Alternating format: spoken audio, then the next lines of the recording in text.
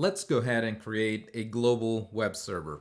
As we talked about during lecture, this is something that we can do in a few minutes, and now we're going to go ahead and walk through the steps. We will use DigitalOcean. From it, we will, using the browser, make a connection to one of their servers. From there, we will provision a machine in one of the data centers that are distributed throughout the world. Now, this is no different than doing it through AWS or through Azure. This is yet one more cloud vendor. As mentioned, we will create a web server. Web servers are the way we do our work today. It is the fabric onto which goods and services are delivered.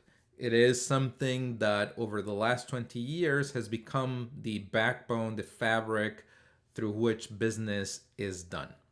We will log into the service, as you will see, and we will create a clean machine. We will simply operate the Linux operating system, an open source server which requires no licensing. And on top of that, we will install the web server. We will use Nginx, one of the most scalable web servers available. So let's go ahead and walk over to DigitalOcean. We're going to do that within our browser, as mentioned before. I'm going to go ahead and log in, and I will not be prompted for credentials because they have been cached in my browser. Now, once the screen appears, I will select the Create button, and I will create a droplet. This is the naming convention that DigitalOcean uses to create cloud servers, as you can see there. I'm going to go ahead and select that, and as you can see here, I'm giving a choice of operating systems for simply a clean machine. In this case, I will go with the default and Ubuntu operating system, and then I will select the size of my machine. In this case, I will go with the lowest, simply to demonstrate that we don't need to spend much. And in this case, in fact, since the server will only run for a few minutes, we will destroy it at the end. We will not have to spend more than a few cents at most. Now, once I have selected the size of the machine, I will select the region. This is the one that is closest to me. And then I will add my keys. These are the credentials that I have on my machine. And so I will simply click on that checkbox there. At the end here, I will enter a note for myself, and I will just say web server. And once I have filled out this information, I can simply press on the create button, and that machine is now being created, as you can see. Now let's go ahead and copy the location. We now have a machine accessible globally, and this is the IP, the Internet Protocol number that has been assigned to it. I'm going to go ahead and copy that address, and then I'm going to move to the terminal, and I'm going to make a connection.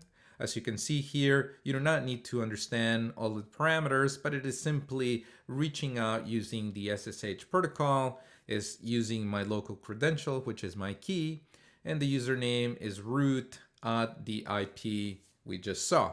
So I'm going to go ahead and make that request. I'm confirming my local machine that in fact I will give permission my machine to connect to it. And now we are logged into this fresh new machine. Now we're going to do a couple of things. On the first command that I will enter, I will install the web server. It'll ask me to confirm. And as I mentioned, Nginx is one of the most scalable web servers that is in practice today.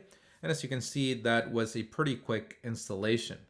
Now I'm going to go ahead and open access to it. By default, access to the machine is restricted for security.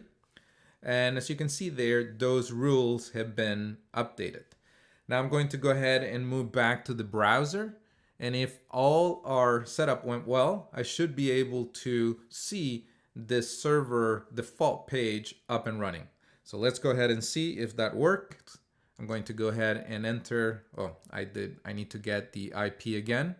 Let me go ahead and move to the web server, copy the IP, and I'm going to go ahead and enter it into the browser. And as you can see there, we have welcome to Nginx.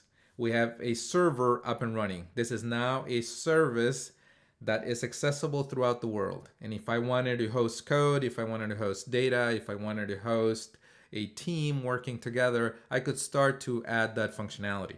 So as you can see here, in a few minutes, we were able to create a new machine, load onto it a web server, and make it accessible to the world. So this is something that you can do at any time you want.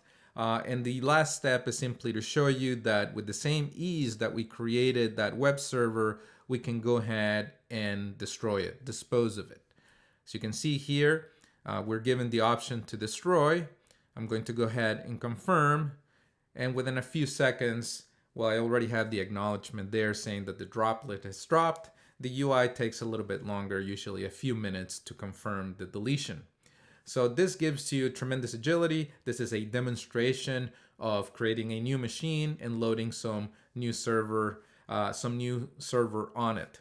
I can tell you that from my research team at MIT, when this functionality became available, it was something that we started to use heavily.